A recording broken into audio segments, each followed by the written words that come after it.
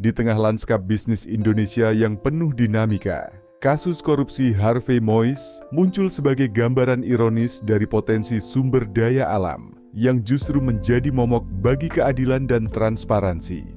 Harvey Mois, seorang pengusaha yang dikenal luas sebagai suami selebriti Sandra Dewi, mendadak menjadi pusat perhatian karena dugaan keterlibatannya dalam skema korupsi Tata Niaga Timah. Kasus ini bermula dari penyelidikan mendalam Kejaksaan Agung terhadap tata kelola komoditas timah di wilayah izin usaha pertambangan (EUP) PT Timah Tbk untuk periode 2015 sampai 2022. Tata Niaga Timah, komoditas strategis yang menjadi salah satu penyumbang devisa terbesar Indonesia, ternyata menyimpan berbagai celah yang memungkinkan praktik manipulasi dan korupsi. Dalam kasus ini, Harvey Mois diduga memanfaatkan posisinya untuk memperoleh keuntungan pribadi melalui pengaturan harga, manipulasi transaksi, dan penghindaran kewajiban pajak. Harvey Mois tidak beraksi sendirian. Ia disebut bekerja sama dengan sejumlah pejabat tinggi dan pelaku bisnis lainnya yang menciptakan jaringan korupsi yang rumit. Modus operandi melibatkan pemalsuan dokumen perizinan, manipulasi laporan produksi, hingga penggunaan perusahaan cangkang untuk mencuci uang hasil kejahatan tersebut. Dalam proses persidangan, jaksa mengungkap bahwa Harvey menerima aliran dana sebesar 420 miliar rupiah yang sebagian besar berasal dari praktik tata niaga ilegal ini. Kerugian yang ditimbulkan tidak hanya berdampak pada keuangan negara, tetapi juga pada lingkungan dan masyarakat sekitar. Dalam laporan audit yang diajukan di pengadilan, disebutkan bahwa kerugian negara mencapai 300 triliun rupiah yang meliputi kerusakan lingkungan akibat eksploitasi berlebihan dan hilangnya potensi penerimaan pajak. Angka ini memancing perdebatan karena dianggap sebagai salah satu kerugian terbesar dalam sejarah kasus korupsi di Indonesia.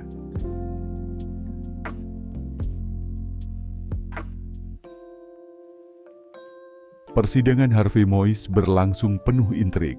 Dalam pembelaannya, tim kuasa hukum Harvey menekankan bahwa klien mereka hanya menjadi kambing hitam dari sistem yang lebih besar. Mereka juga mempertanyakan validitas perhitungan kerugian negara yang dianggap tidak konsisten. Namun, jaksa menghadirkan bukti kuat berupa rekaman transaksi keuangan, dokumen perusahaan cangkang, hingga kesaksian beberapa pejabat PT Timah Tbk yang mengaku terlibat. Pada akhirnya, pengadilan menjatuhkan vonis 6 tahun dan 6 bulan penjara kepada Harvey Mois, jauh lebih ringan dibandingkan tuntutan awal jaksa yang meminta hukuman 12 tahun. Harvey juga diwajibkan membayar uang pengganti sebesar 210 miliar rupiah. Kasus Harvey Mois menjadi refleksi dari betapa lemahnya pengawasan dalam sektor pertambangan di Indonesia. Pakar hukum menyatakan bahwa kasus ini bukan hanya soal seorang individu, melainkan bukti dari sistem tata niaga yang rawan dimanipulasi oleh kekuatan besar. Harvey Mois, meskipun terbukti bersalah, mungkin hanya salah satu dari banyak aktor lain yang belum tersentuh hukum. Kasus ini mengingatkan kita akan pentingnya reformasi dalam pengelolaan sumber daya alam. Transparansi, akuntabilitas, dan penegakan hukum harus menjadi prioritas. Tanpa itu, potensi Indonesia sebagai negara kaya sumber daya hanya akan menjadi angan-angan di atas kertas, sementara rakyat terus menanggung beban dari kerakusan segelintir pihak. Itu sungguh menusuk rasa keadilan. Karena apa? 6,5 tahun itu kok kecil sekali bagi orang yang menggarung kekayaan negara. 300 triliun hanya diambil 210. Lalu ada yang mengatakan, Pak, itu 300 itu kan potensi. Bukan potensi. Itu sudah disampaikan bahwa itu kerugian keuangan negara, bukan kerugian perekonomian negara.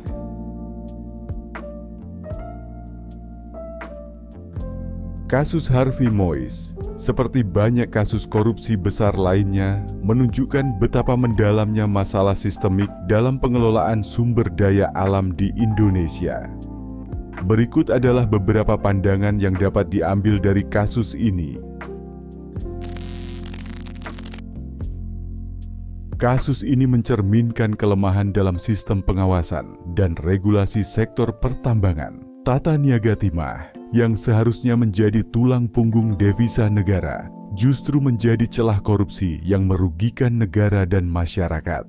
Ini menunjukkan bahwa mekanisme pengawasan masih jauh dari optimal.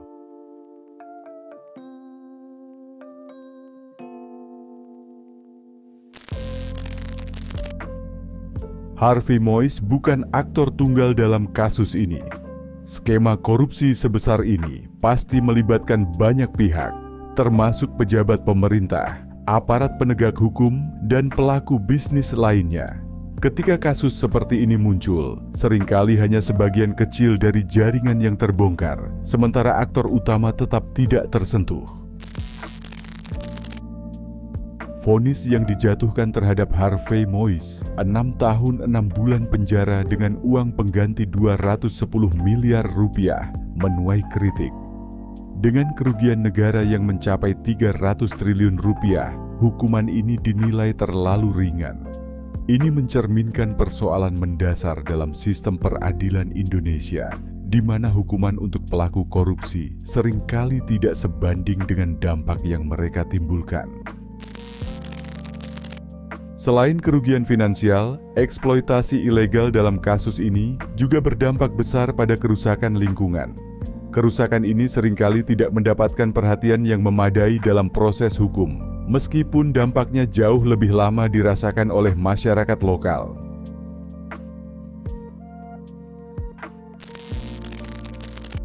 Kasus ini semakin memperburuk kepercayaan publik terhadap pemerintah dan institusi hukum. Ketika pelaku korupsi mendapatkan hukuman yang relatif ringan, masyarakat semakin skeptis terhadap komitmen pemerintah dalam memberantas korupsi. Di sisi lain, kasus ini juga dapat menjadi momentum untuk perubahan.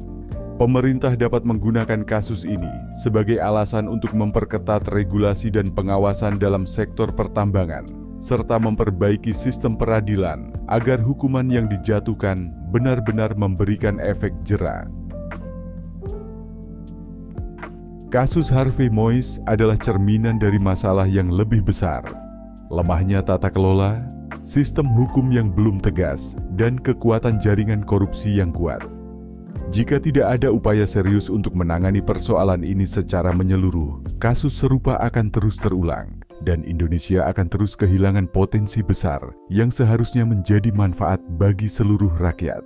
Pandangan ini juga mengingatkan bahwa korupsi bukan hanya tentang angka, tetapi tentang dampak luas yang dirasakan oleh masyarakat dan lingkungan.